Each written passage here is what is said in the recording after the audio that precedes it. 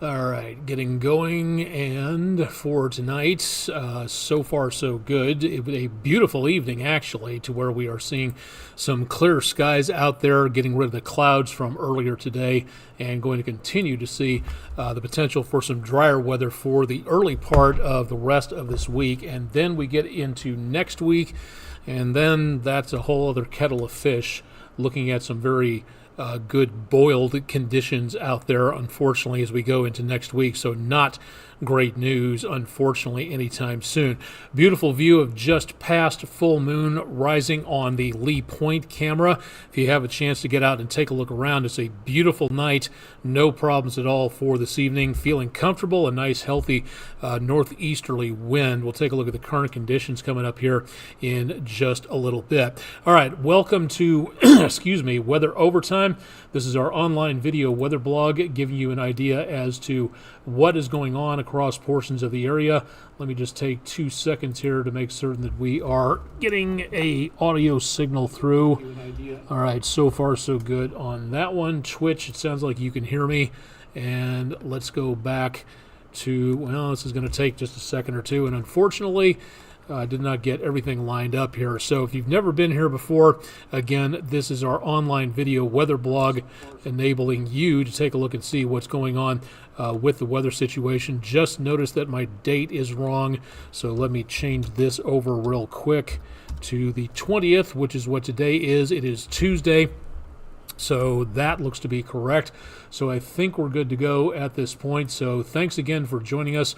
I'm Chief Meteorologist Austen Onek. This is Weather Overtime. And if you got any questions, drop them into the chat function. We'd love to hear from you no matter where you are. If you're in the Tennessee River Valley, around Chattanooga, Tennessee, or elsewhere, just give us an idea as to where you're checking in from. Say hi and check in with our social media pages as well.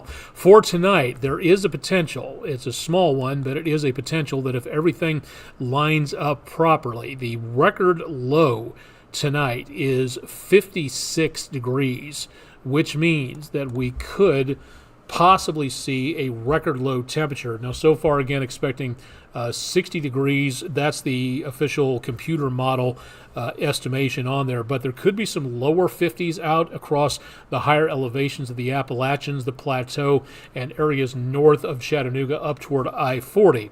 So if it's possible, if we get the cooling to take place, we might see come close to a record low temperature.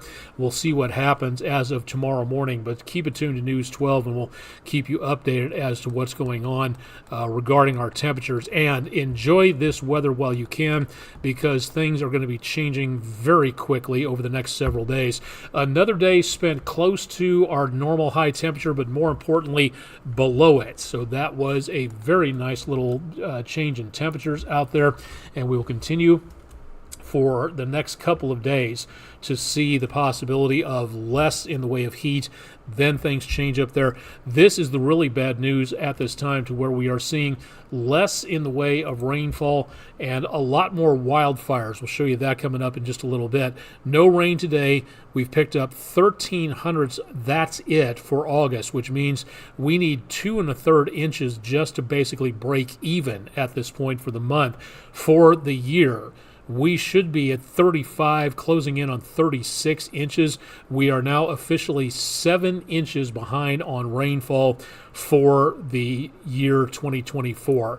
Bad news where the drought is concerned, bad news for our wildfire situation, and we're going to continue to see that potential stretch over the next several days. There is a slim chance we might get some chances of rainfall coming up here relatively soon, but it is not going to be tomorrow. Heading out on the bus, thank you TN Stars for being our sponsor for here.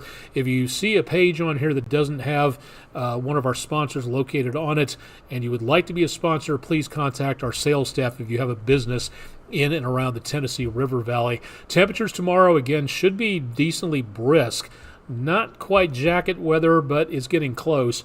And then high temperatures tomorrow, mid-80s, plenty of sunshine. Thursday, maybe the possibility of some storms coming back through. Not that many, but at least we may see a possibility of that coming our direction in the near future. Temperatures just prior to 10 o'clock. We are back in the 60s and 70s, so it's very comfortable across much of the area. And here's the more important readings, the dew points, to where we have seen some very nice conditions. Again, granted, this is not exactly bone dry, back down into the 40-degree range or so, but this is doggone close, and this means this feels very dry. A little bit more moisture down to our south into around northeast Alabama and parts of northwest Georgia, picking up a little bit more dew point, a little bit more moisture in the air, not by much, but at least we've got some out there for this evening. And then, again, very comfortable conditions for the next few days, but that is going to be going away in the near future. Moonrise over downtown, Bailey's Heating and Air Camera, beautiful view looking off to the east-southeast. Hopefully we'll get a good time lapse out of that one. Going to be on a little late tonight thanks to the Democratic National Conventions. We were way late last night, but we may be even possibly later for this evening. Lee Point, beautiful view of moonrise coming up there. We tried to get the moonrise on the News 12 studios. Unfortunately, as we point the camera back down that direction, there's a big tree in our way, so not even able to see it from the downtown area. Traffic moving along pretty well around Chattanooga Red Wolf Stadium. Very light traffic, something we don't often see at this time. Downtown Chattanooga Theater Center, very quiet. Lots of folks out and about earlier tonight in Coolidge Park, and also into and around portions of the footbridge going from the North Shore back toward downtown. Beautiful and dry for right now. And last but not least, Chattanooga Zoo Camp.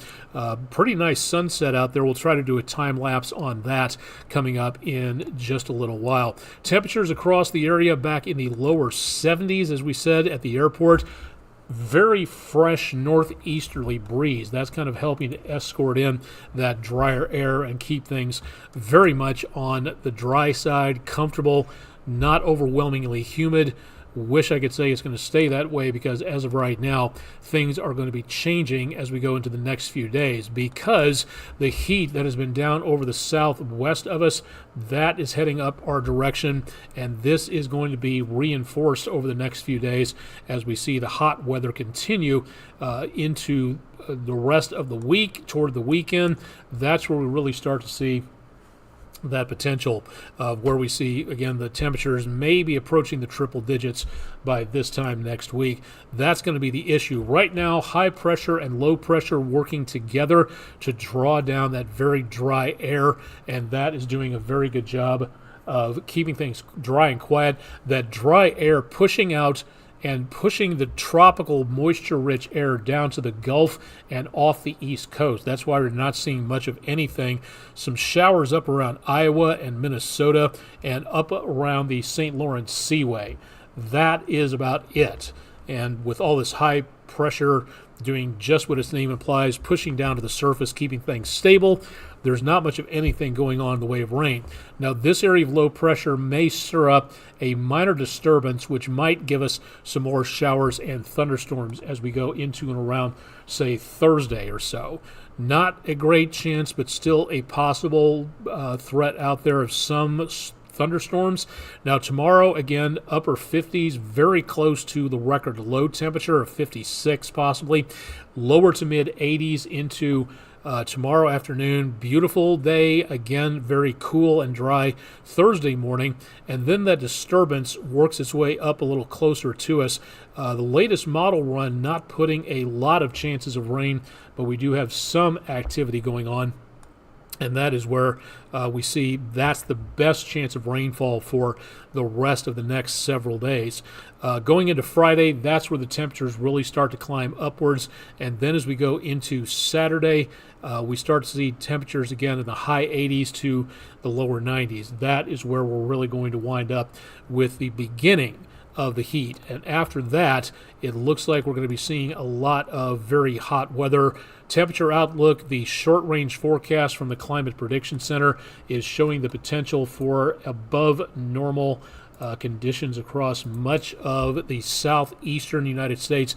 Basically, the eastern half of the country is from the mid-plains to the east coast is going to be going back above normal in the next several days. So would not be surprised to see at least some temperatures very much on the high side, but again, we hopefully going to be just below record high levels. Whether or not we get there, that still has to remain to be seen. So that is where we're going to continue to monitor for the course of the next few days. Chances of rainfall in the next few days, very small, but we may see, again, the possibility of some showers, mainly east of Chattanooga and the Appalachians, and we're talking about some pitifully small chances of rain, just not that much. East Coast, Gulf Coast, yes, more chances down that direction, but for us, really just not seeing anything in the way of very healthy amounts of rainfall that we could use to lower our deficit by just a little bit. So what does that mean for anything involving the forecast? Well, here's what it looks like in the course of the next several days. We'll keep that marker of showers and thunderstorms on Thursday, even though for right now the conditions were not great to begin with. Just curious, yes, National Weather Service keeping that threat of thunderstorms for this area. So whether or not that remains on there into tomorrow's forecast, which could change, we'll see what goes on. And then over the next few days, temperatures back in the mid-80s Wednesday and Thursday, comfortable, dry, warm, beautiful for August, all things considered. And then as we go into the rest of the week and next week, that's where we're pushing the high 90s. So far, it looks like mid to high 90s extending outwards, but some of the computer models are taking us very close to the century mark. So it's possible we could see hotter temperatures than this as we get into next week. Again, that is something we're going to have to watch. Again, for for outdoor activities. Excuse me, just 1 second here.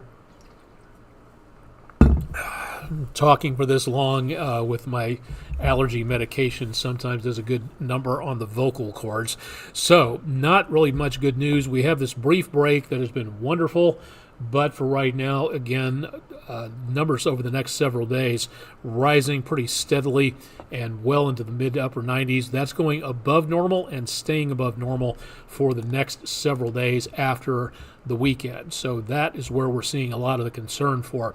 All right, let's start off with the tropics, which, again, if you haven't heard, Ernesto is basically over and done with. What's left of it is now making its way up into the area between Iceland and around the British Isles.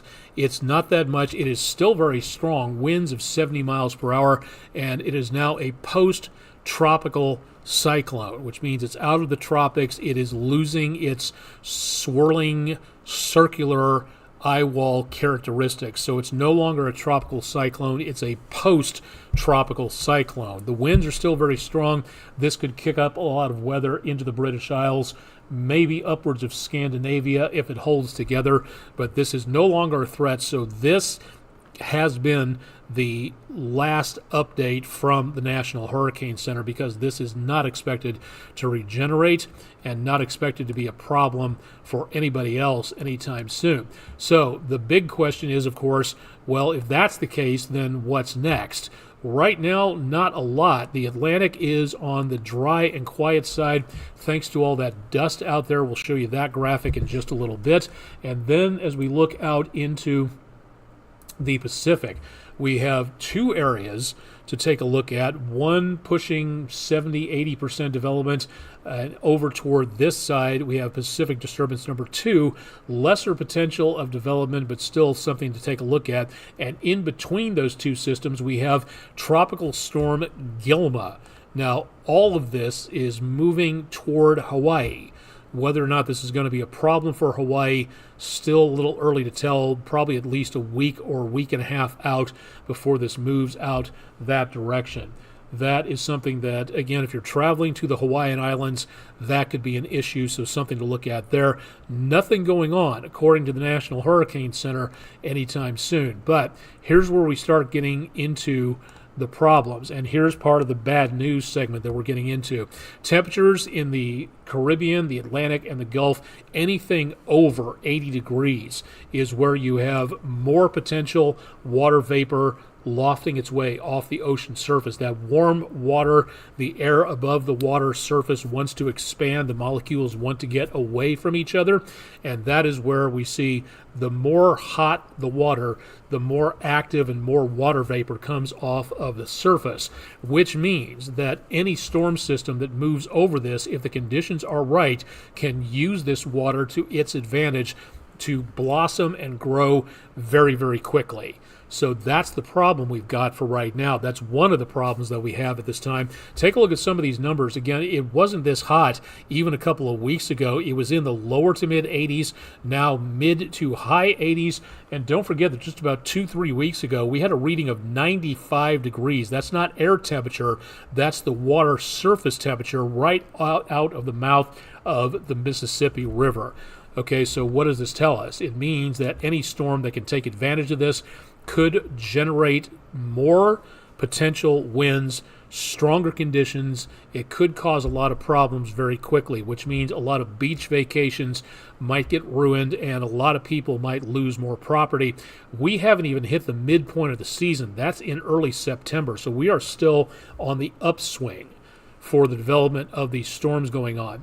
Let me share with you at this time some of the very bad news that we have picked up through the rest of the day from climatologists and expert on the tropics, senior research associate at the University of Miami Rosenstiel School, Brian McNulty, posting this chart earlier. Quote, and there it is, the highest ocean heat content in the Gulf on record over the course of the last decade from 2013 to 2023. The red line that you see going up here above the normal, the average at that point in time, right back up there where that arrow is pointing to, back to about, give or take, 84 degrees on average. That, for that area of the Gulf of Mexico, is seeing the most heat content ever held since records were being kept. Again, any storm that wanders across that very warm water could take advantage of that, and we could see some big problems. We have not begun to see what this system is capable of. We're up to the E storm. Again, we're up to Ernesto. That is something, again, we have not even gotten through the rest of the middle of the alphabet yet. So that's one bit of bad news. Here's some more. Not good news to talk of. Again, for people who don't believe in climate change, but here's a basic atmospheric fact. This is not made up. This is information from Mauna Loa, the observatory in Hawaii that keeps track of this from the NOAA GML site, courtesy of CO2.earth. Atmospheric carbon dioxide continues to rise. It should be going downwards, and as you can clearly see from a year, even a decade ago, we are continuing to rise. Until we reverse this trend, we're going to continue to see the worst potential of the ocean absorbing heat, more storms, and the possibility of seeing, again, more disastrous consequences for our atmosphere. From the Twitter account Extreme Temps, taking a look on the other side of the world, we have featured several days' worth of this information. Just earlier today, in Saudi Arabia, in the region of Al Qasim, 94 degrees. You're thinking, big deal, it's the desert, it's Saudi Arabia, what does that have to do with anything? This was in the Al Qasim district area, 1/2 degree from the all-time record high minimum temperature. That is as cool as it got in that area of Saudi Arabia. That means the low temperatures are not low anymore. They're getting hotter and hotter and hotter the more of these we have. And this is just two of the ones that we featured on this side of the planet. This one exceeds the last record, assumedly. Again, there's some controversy about that, but 116 degrees plus in Elitsi, Algeria. That, again, blew away a 13-year-old record high temperature, again, assuming that was set correctly back in 2011. these numbers continue to come in. They continue to ascend. They continue to be more numerous over the course of the next several days, weeks, months, and years. We'll continue to sadly see more about this. And that isn't even the worst news that I can give you at this time. Take a look at this. It's summertime here in the northern hemisphere, and we've got, give or take, about a month left of summer before we hit the equinox. It is winter time in the southern hemisphere, below the equator. Cuiabá, I hope I'm saying that correctly, Brazil. This was, again, assuming the fain winds that come down the mountainside and heat things up from the east slope of the Andes. This was the hottest winter temperature ever recorded in wintertime in the southern hemisphere. It's wintertime. Again, this is just mind-bogglingly bad news to be continuing to see this happen. And this has been going on in South America for the last couple of weeks. We haven't featured these on News 12 or talked about them on Weather Overtime, partially due to the fact that we just have so many of these coming in. But I think it's more important to start featuring more information like this so you can see more about what is going on the planet. This should not be happening. Again, if we were able to get rid of some of the carbon dioxide, reduce it, if we were able to reduce our use on fossil fuel to stop putting all that gas in the atmosphere, we might see some improvement. Right now, this is terrible climate news. Absolutely unbelievably hot in wintertime in the southern hemisphere. 107 degrees. That's incredible. Incredibly bad, but still incredible. We're going to be continuing to monitor this and bring you more information about all of this as we go through the next several days and weeks. If you'd like to know more, there are plenty of websites that can tell you more about what we've been talking about, so please stop by and find out some more information there. All right, let's do some extracurricular activity. Thank you very much, News 12 viewer. I hope I'm saying this right. John Seswood from Murphy, North Carolina. A beautiful view of both thunderstorm clouds trying to form off in the distance. This is from the Appalachia Dam area. And notice here that these clouds are casting shadows in the atmosphere. Those are called crepuscular rays. It's an atmospheric optic effect. Mountains, clouds, buildings, even at the right angle and with the right clarity of air, you can see these shadows being cast across the sky. Really cool to see this. Thank you very much, Mr. Seswood. Again, hope I'm saying that right, for our Langley Roofing Weather Window News 12 picture of the day. If you've got pictures, send them in to us. We could use some more. We don't have that many left. We could use a new burst of pictures, so get that camera out and take some shots out there.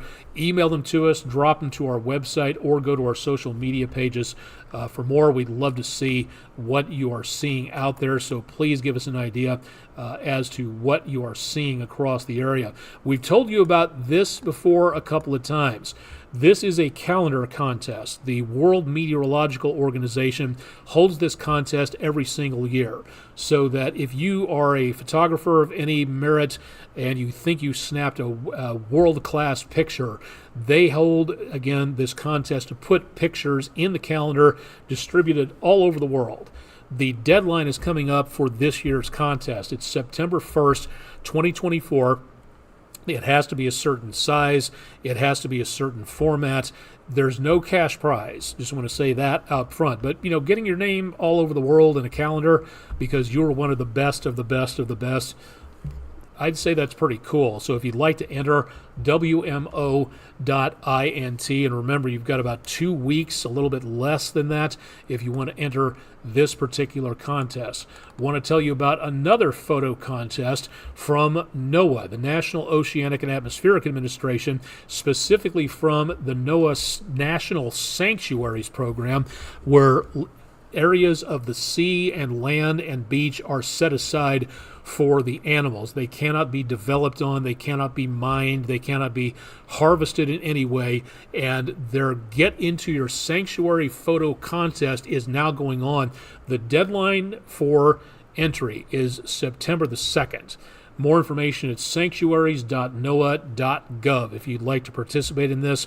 There are many different categories. It doesn't have to be underwater. It doesn't have to be of marine wildlife, but there are rules on this. Likewise, certain size, certain format of picture, all that type of stuff. And you can find out more at their website. This again ends on September the 2nd. The World Meteorological Organization ends on the 1st. So if you'd like to take a look at this, please head on through and take a look. If you got pictures, great to be able to see more on that. With the Democratic National Convention in full swing, NBC News and MSNBC held a poll talking to young voters 18 to 24 and asking them, what is motivating you to vote? We told you a little bit about this last night on our friendinroofing.com weather/science/climate poll question of the day. And what percentage of young voters say that climate change, the issue of climate change, is motivating them to vote in the 24 election? Well, both Kay Blevins and Andrew Harrison voted for 55%. The actual answer, and the very heartening answer in a way, is that it's not 55, it is 78% of young voters interviewed say that this climate change is a very big matter to them. That is a very heartening thing to know, that basically 3 out of 4 young voters are saying climate change matters, and we want leaders who are going to pay attention to it and work together to do something about it. So that is a really neat number to take a look at, and something that really does, in a way, kind of give you hope for the future, that says that people younger than me who are active voters are saying, we need to do something about this. We need to push this. We need to push back against misinformation. We need to make certain that people are paying attention to this, and that especially includes our elected leaders. So that, again, is something to take a look at. We'll have another poll coming up tomorrow. Not sure what the subject will be, but we'll think of something.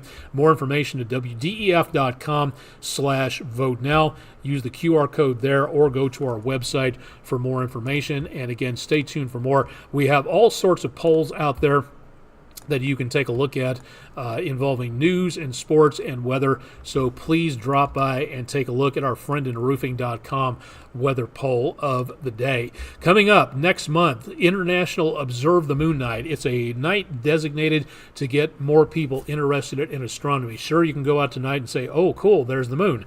But if you go out and post a picture, you can participate in a worldwide effort to say, I'm interested in science, I'm interested in astronomy, and Barnard Astronomical Society, based here in Chattanooga, will be holding a International Observe the Moon Night, September 14th, 7 to 11 p.m. It'll be held at Greenway Farm, 5051 Gann Store Road in Hickson, Tennessee, just north of Chattanooga proper. You can look through their binoculars and their telescopes, and as they say on their website regarding this event, if you have never looked at the moon through a telescope, prepare to have your mind blown. It is a very cool thing to take a look at the craters, hills, valleys, mountains, shadows on the moon's surface.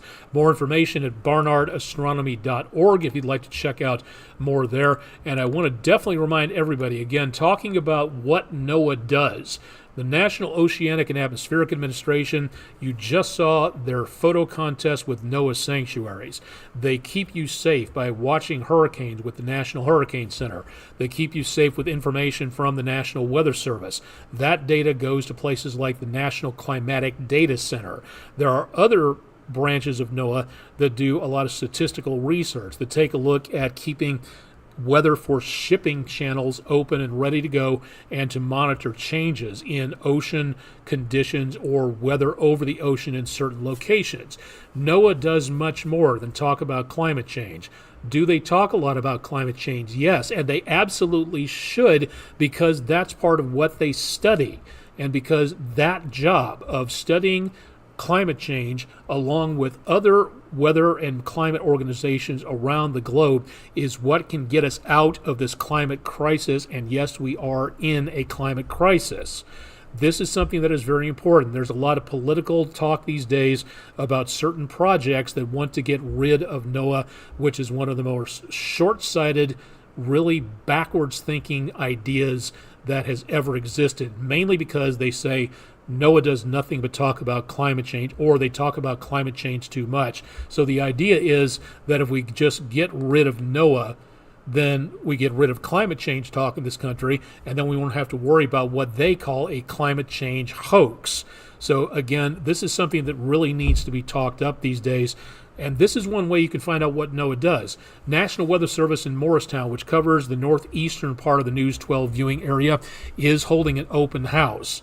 If you'd like to see with your own eyes, ask questions, get interested, be curious, wind up at the National Weather Service September 28th, 10 a.m. to 2 p.m., and find out more about what is going on. Find out more about the details about what you can do at this open house. Weather.gov/MRX. That's the three-letter code for the National Weather Service in Morristown, Tennessee. That's at 5974 Commerce Boulevard, Morristown, Tennessee 37814. Or you can find out more at our website at wdef.com/weather. Please, if you haven't gone to a National Weather Service open house, this does not happen that often. So please consider taking advantage of that. All right, I think that should do it. We're coming up on, about 10:20 here, and we are going to be going on late tonight. Let me see where we are as of this time frame. It looks like the speeches are still going on at the Democratic National Convention, so we will probably be on decently late tonight. Usually we're on at 11 o'clock Eastern. It's a good possibility that we may be on later than that. So stay tuned to News 12 for tonight. News 12 at 11, the late edition. Andrew Harrison, I believe, has the evening's news. Rick Nyman's got sports. I've got weather. And, of course, Chip Chapman has got more on your forecast coming up tomorrow morning, starting bright and early at 5 a.m. for the Peak of the Week Wednesday edition. More information or questions, email me at aonek@wdef.com. More on our website down at the bottom of your screen at wdef.com/weather. We'd love to know more about what you think about this weather blog. If you have story suggestions, ideas from around the Tennessee River Valley, southeast Tennessee, northeast Alabama, north Georgia, western North Carolina, we'd love to know more about what you think about this. And if you have any story ideas or suggestions, let us know. We cannot do this without you, our viewers. So go ahead and give us a suggestion. Drop the information to us any way you possibly can. Phone, email, snail mail, whatever works. We'd love to know more about what you're seeing and what you would like to see on here, that we can bring it to you and let you know more about what's happening in your area or elsewhere around the United States or on our home in space, good old planet Earth. All right, that should do it for tonight. I'm Chief Meteorologist Austen Onek. This has been Weather Overtime for Tuesday, the 20th of August. Thank you very much for joining us.